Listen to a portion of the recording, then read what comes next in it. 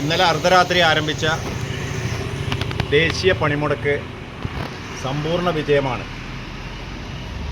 INTUC പരിപൂർണമായ പങ്കാളിത്തം ഈ പൊതുപണിമുടക്കിന് ഉണ്ടായിട്ടുണ്ട്.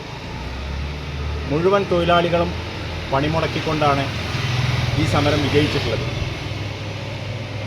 ചില പ്രത്യേക കാരണങ്ങളാൽ കേരളത്തിൽ സംയുക്തമായി ഒരു സമരം നടത്താൻ പറ്റാത്തൊരു സാഹചര്യമുള്ളത് കൊണ്ടാണ്, ആവശ്യങ്ങൾ പൊതുവായതുകൊണ്ടും അതിൽ സഹകരിക്കണം എന്നുള്ളത് കൊണ്ടാണ് INTUC പ്രത്യേകമായി അതിൻ്റെ സമരരംഗത്ത് വന്നിട്ടുള്ളത്.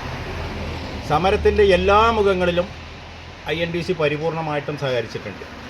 അഭിപ്രായ വ്യത്യാസങ്ങളൊക്കെ പലതും ഞങ്ങൾക്ക് ആ കാര്യത്തിലൊക്കെ ഉണ്ട്. കേരളത്തിലെ ഇടതുപക്ഷ ഗവൺമെൻറ്റിൻ്റെ കാര്യത്തിലും ഞങ്ങൾക്ക് അഭിപ്രായ വ്യത്യാസമുണ്ട് പല കാര്യങ്ങളും. ഇന്നിപ്പോൾ KSRTC ബസ് ഓടിക്കും എന്ന് വെല്ലുവിളിച്ച ആളാണ് കേരളത്തിലെ ഗതാഗത വകുപ്പ് മന്ത്രി.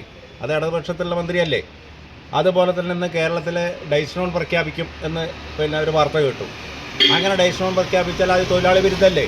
അപ്പോൾ ഇതിൽ ഇരട്ടത്താപ്പ് നടത്തുന്നതും തൊഴിലാളികളുടെ സംരക്ഷണം ഒരുക്കേണ്ട ആളുകളുമൊക്കെ അതിൽ ആരാണ് ഡബിൾ ഗെയിം കളിക്കുന്നത് എന്നുള്ളതൊക്കെ ജനങ്ങൾക്ക് പൊതുവായി അറിയാം.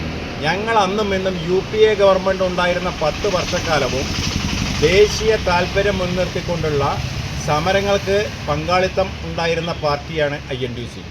ഞങ്ങൾ UPA ഗവൺമെൻറ് മൻമോഹൻ സിംഗ് ഭരിക്കുമ്പോൾ പോലും ഞങ്ങൾ കൃത്യമായ തൊഴിലാളികളുടെ ആവശ്യങ്ങൾക്ക് വേണ്ടി സമരം ചെയ്തിട്ടുണ്ട്. ഇവരാരെങ്കിലും സമരരംഗത്തുണ്ടോ? ഇന്ന് BMS സമരരംഗത്തില്ല. എന്തുകൊണ്ടാണ്? കേന്ദ്ര സർക്കാർ അവരേതായതുകൊണ്ടാണ് അവർ സമരരംഗത്തില്ലാത്തത്.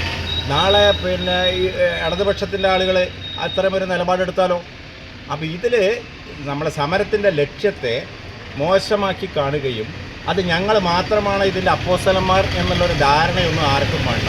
അതൊക്കെ വെറുതെ മനസ്സിൽ വെച്ചാൽ മതി.